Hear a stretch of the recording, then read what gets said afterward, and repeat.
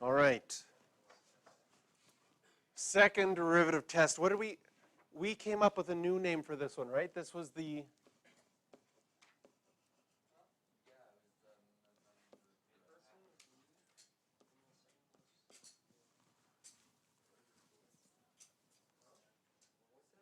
max-min test using second derivative. Did we not have the t in there? We're just max-min using second derivative? Did we not have the t?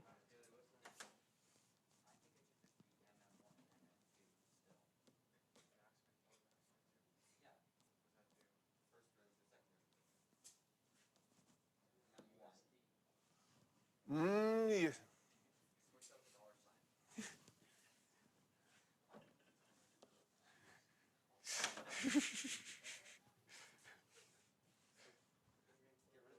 Okay, here we go.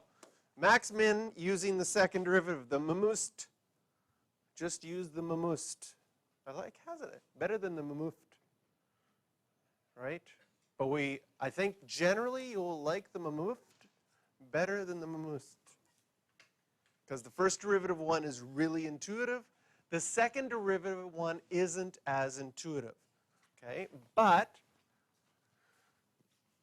if the first derivative is equal to 0, that's always necessary for a max or a min, that your tangent line is flat. It's horizontal. And your second derivative is concave up. The only thing you can have on the graph, if it's concave up and the first derivative is 0, is a minimum. So it is now enough to show, right, if you're like, ooh, f prime of 2 equals 0, and f double prime of 2 equals negative 3, I now know, or sorry, bit greater than 0, positive 3, I now know it's concave up and it's a stationary point. It has to be a minimum. It does. Yes. That's why it's the second test compared to the first test. Sometimes it might be nicer to use this test as opposed to the other one.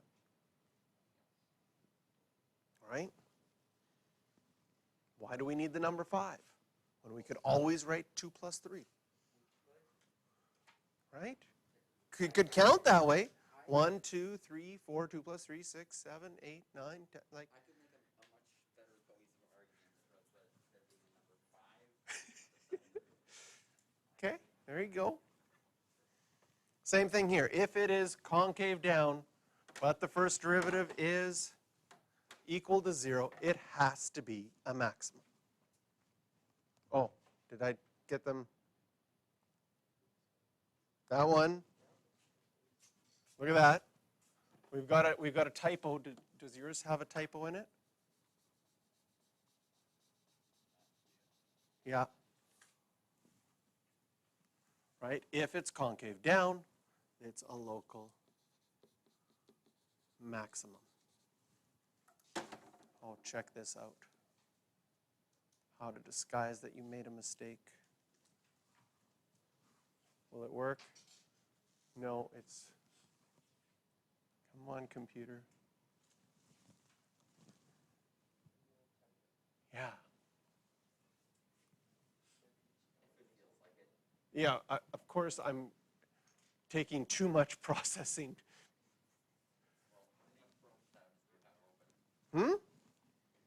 Maybe I'll just close. There it is. Oh, just wait, just wait.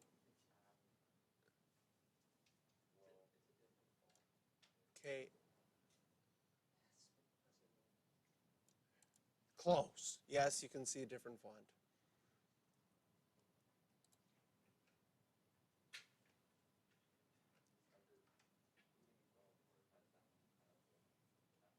I'm going to see if I can close Chrome. Chrome is often, there we go.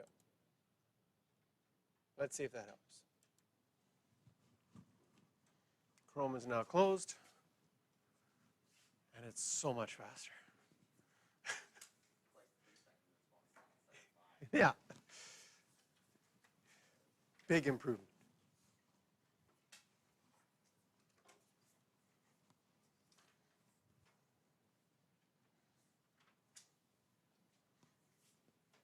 So part of the, well, use the second derivative test to show that they're local maximums or minimums, and then sketch. So the reason the second derivative test isn't used as much is, well, what do you find before you find the second derivative? You find the first derivative.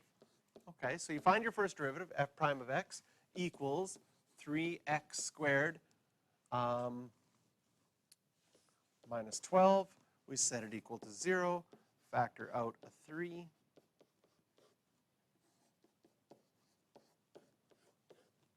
X plus 2, x minus 2. And so x is equal to negative 2, and x is equal to 2.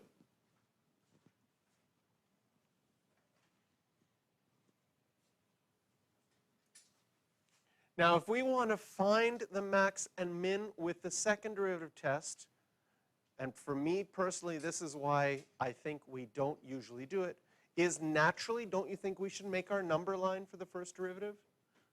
Right? That's what I want to do now. But I'm going to hold back and pretend not to do that temporarily. Because if I'm using the second derivative test, I'm not worried about the first derivative and whether the graph is increasing or decreasing, even though that's important for sketching.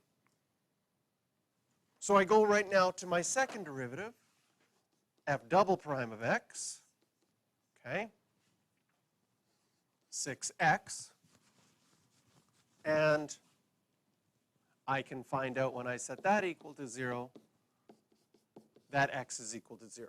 So I'll draw my number line for f double prime. I'll put 0 on it. I'll try a number before and get negative, after and get positive.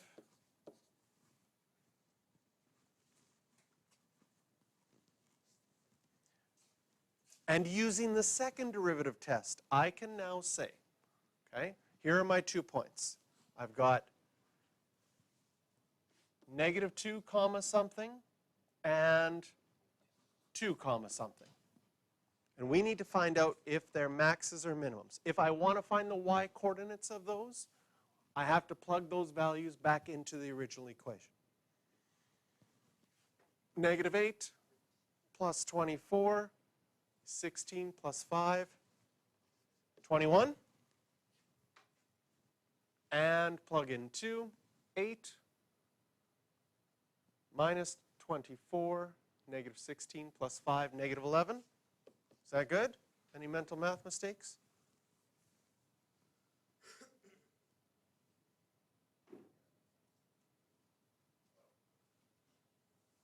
Good? So, we know using the second derivative, if this is concave down and negative 2 falls into this section, it has to be that point right there. So this one is a max. And positive 2, if this is concave up, then positive 2 has to fit right there. And this one is a local min.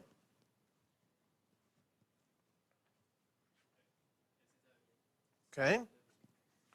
I will write it out because unfortunately, again, for all your English majors, right, use the second derivative test to show they are local maximums. We would need to write a statement. So I'll just label this second derivative test. Since, so I'll do the first point. Since f prime of negative 2 equals 0, and f double prime of negative 2 is less than 0,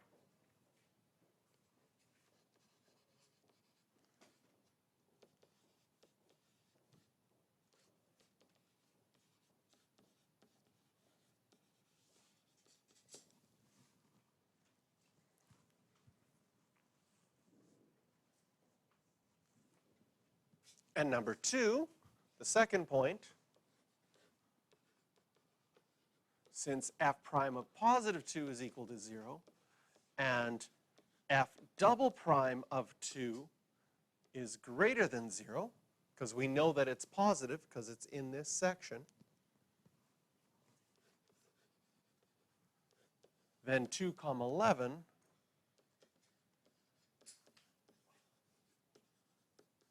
is a local min. Negative 11. Thank you.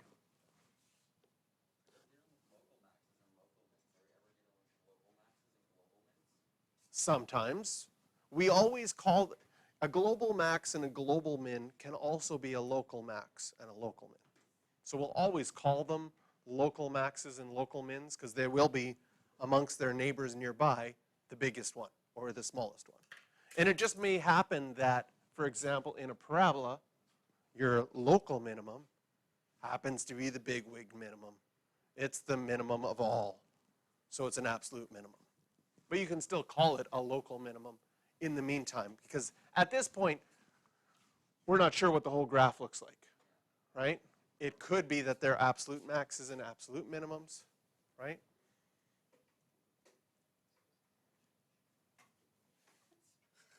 Okay.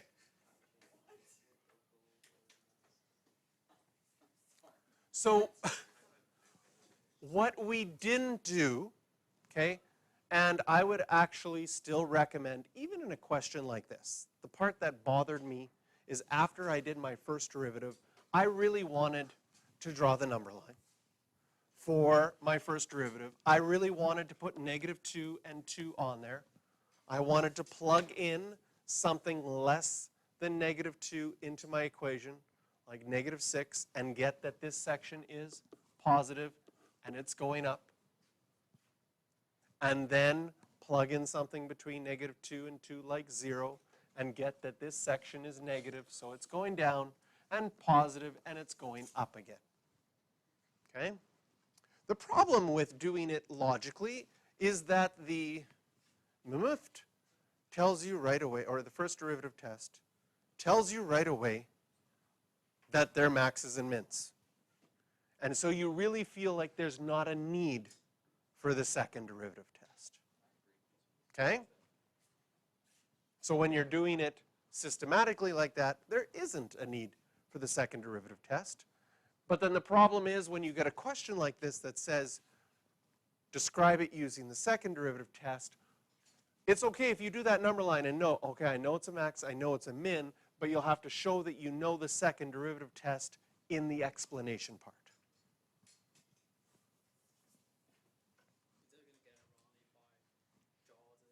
No, I want you to draw that number line. Okay, because as far as curve sketching goes, this is our systematic way of curve sketching. What are we going to do? We're going to have our first derivative, tell us where it's increasing, decreasing. We're going to have our second derivative, find our inflection points. What are other things that we need? We'll probably need, if possible, x and y intercepts. Y-intercept is really easy on this one, 0, 5. Okay, x-intercepts doesn't factor nice, so we leave that for now. We'd have to go to a graphing calculator to get that. Okay, as far as the sketch goes,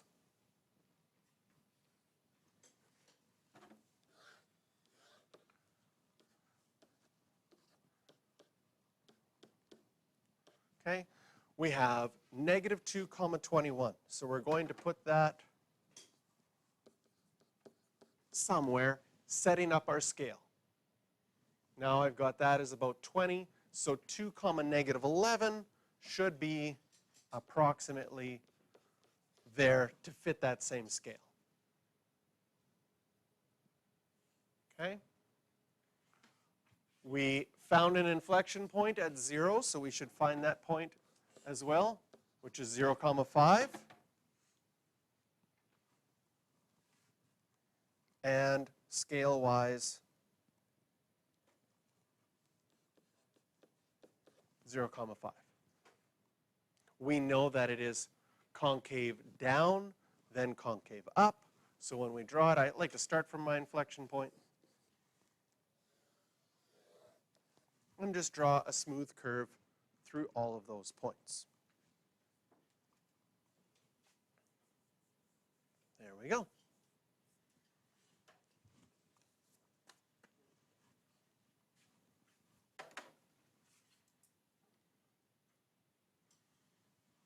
Okay, another one for you to try.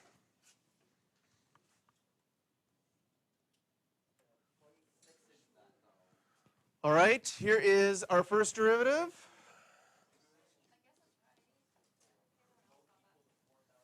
Okay.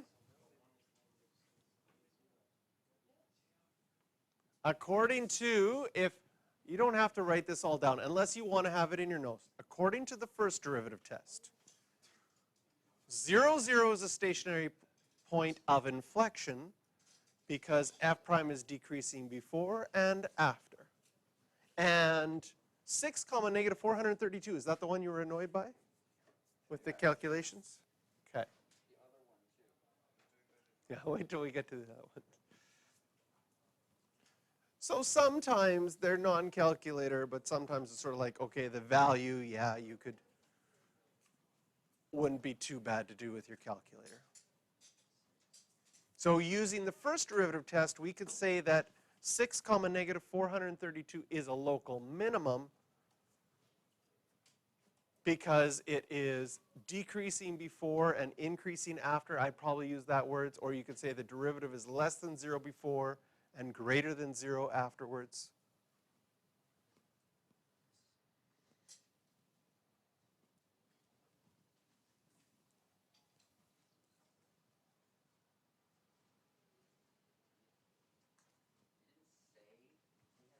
No, you didn't. So I'm writing it out. You can just say, if you feel like just going to SPOIT for this one and local max for this one, that's fine.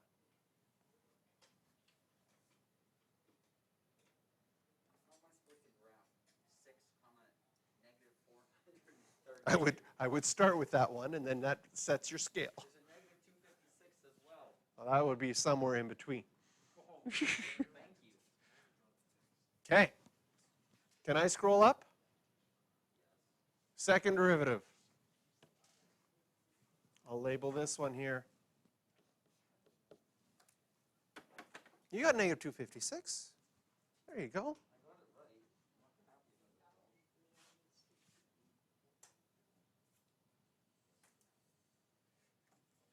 So our second derivative, fairly equal, works out to be equal to 0.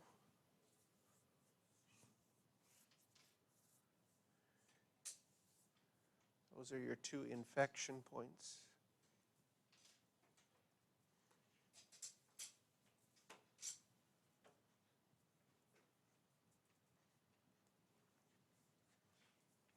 Now, had you wanted to do the second derivative test, I wrote it out for you. You don't have to write it out, but if you wanted to, you could say that 6 comma negative 432 is a local minimum because f prime at 6 is equal to 0 and f double prime at 6 is concave up.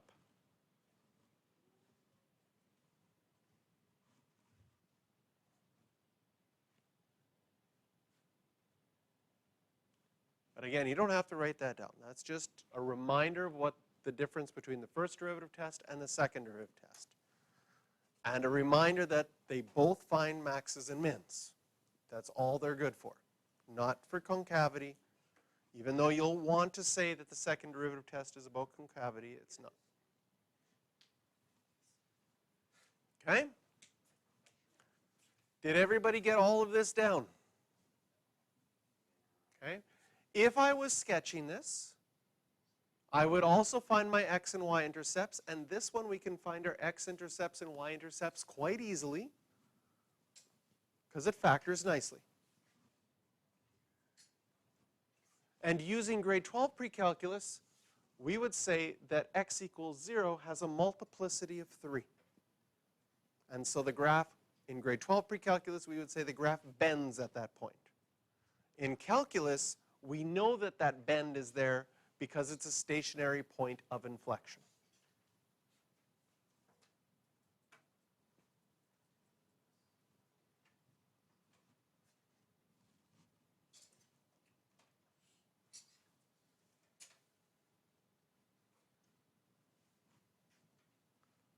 And so what does the graph look like? With the points labeled.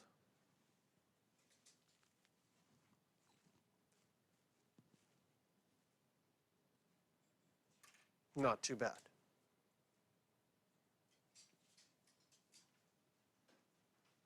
All right. Here's our next part. Graphs from graphs. Oh yes, oh yes, oh yes. Here, I'll go to the other one.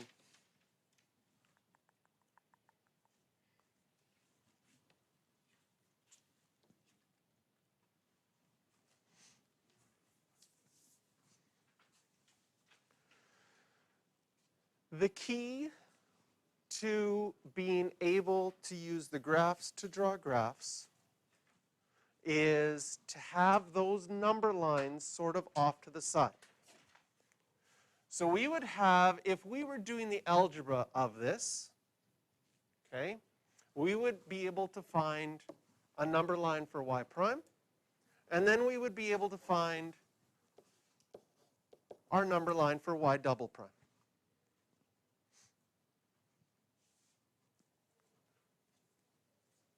And based on the original graph, what does our y prime graph tell us? It tells us where things are increasing and where things are decreasing and where you have maxes and mins. Can you see right away that you would have -1 on there? Do you have values on yours, or did I get rid of them? They're there? Okay. Can you see that -1 is the place where the derivative would be flat, because that's your maximum?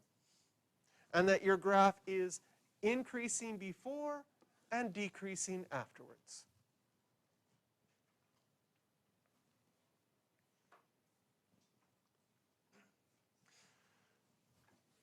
What does this tell us about our derivative? If it's increasing, what sign did we have here? Our plus sign. And what sign did we have here? Our minus sign. Okay? And can you see from the graph that the second derivative is always concave down? There's no inflection points. If it's always concave down, what sign did we have in here? A negative. Okay? Now we go to graph this. I am going to graph f prime in green and f double prime in purple. What do I know about f prime? I look at my diagram here. I know that at -1, it has to be 0. I know that on this side, there's a plus sign. It has to be up. On this side, it's a negative sign. It has to be down.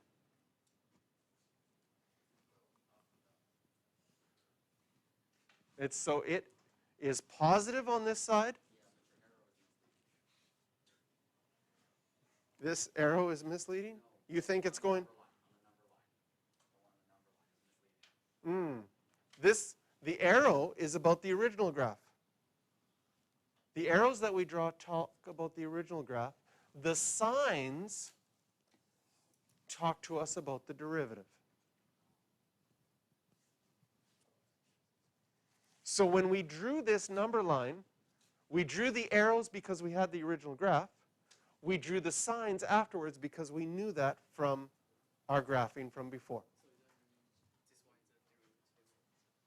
That means for the purple one, the only thing we know is it's always negative.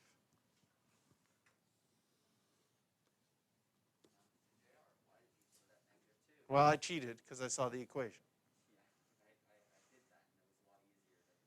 Yeah, but what's going to happen on a test or quiz is I will delete the equation and delete the numbers so you can't cheat.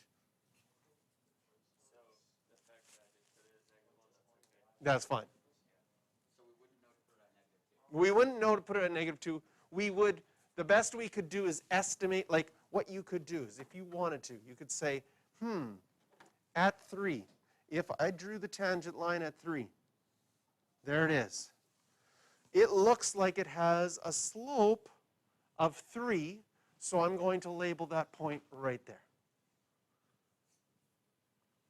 But that's just estimation. Yes? They're not the same question. Right? Given that the graph shown is the graph of f, let's look at what the next question says. This is the derivative. Okay? So now again, off to the side, we're going to make our number line for f prime and our number line for f double prime. This is now the equation of f prime. So what do we know? What values from here would be on this number line? 1 and -3 would be the numbers on here. Because those are the places where the derivative is equal to 0. Okay? We can't draw our arrows up and down right now, but we can draw that in this section, our derivative is negative. In this section, our derivative is positive. And in this section, our derivative is negative. Does that tell us something about the original graph? Yes. Our original graph is going down, then up, then down. And we will know on our original graph that -3 is a local minimum and +1 is a local maximum.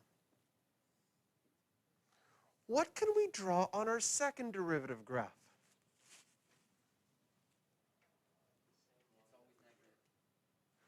The derivative's always, wait, this is the derivative graph. Now we have to think from our derivative graph to our second derivative graph. Okay? How do I know this?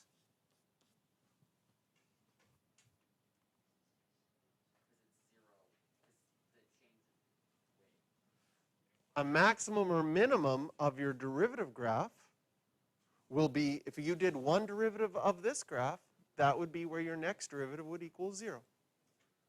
And that's what we put on our next line. Okay?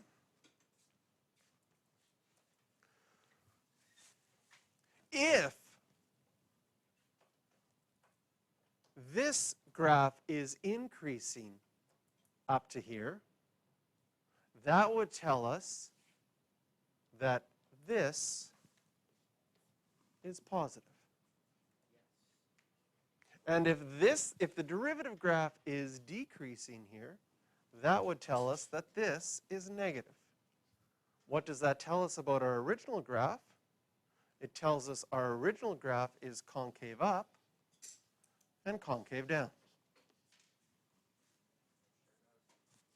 Now, what we don't know is exactly where these points are, unless we do the math with the numbers, okay? And some of the math with the numbers, actually, is impossible to figure out. For example, if you work backwards, if you work backwards from here, you might be able to tell me, if this is the derivative equation, you might have been able to say, oh, I needed to have an x cubed to begin with a -1/3 in front, so that when I do the derivative, I just get -x squared. And I needed to have a -x squared, so when I did the derivative, I'd get -2x. And I needed to have a +3x plus 7 trillion. Thank you, Michael.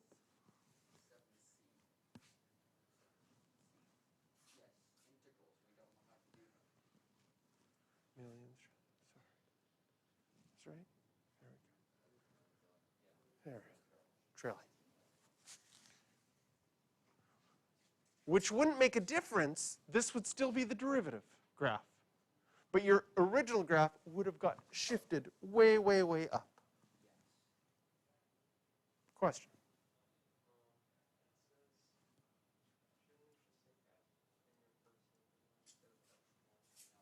No, the first number line is still your f prime number line, because we only make an f prime number line and an f double prime number line. And if you have your f prime graph, your f double prime number line is sort of like what you normally would do for an f prime number line if you had the original graph, just working in one direction. We still haven't graphed them yet. Okay? So what you need is you need a minimum. Okay, I'm going to do the regular graph in green, the second derivative in purple. The regular graph in green, I'm going to need a minimum at -3 comma something, a maximum at 1 comma something, an inflection point at -1 comma something.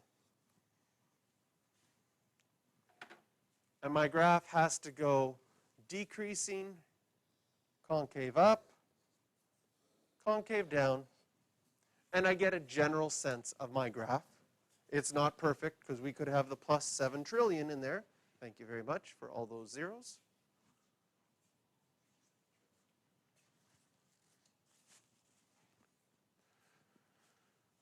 And your second derivative, okay? Your second derivative is equal to 0 at -1. So I go to my purple graph at -1. I'm going to have it equal to 0. It needs to be positive on this side and negative on this side.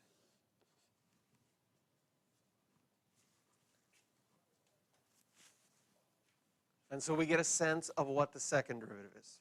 Some cheating things that you can do, right? Because I know there's a couple of you that like to do like cheating methods that. If the derivative is a parabola, does it make sense that your original function had to be a cubic? And then that your second derivative then would have to be a line. Okay? So you know the shapes, the general shapes of them, based on what the originals look like. But which way that line goes, that's where you're going to have to use your positives and negatives on your number lines to help you see it.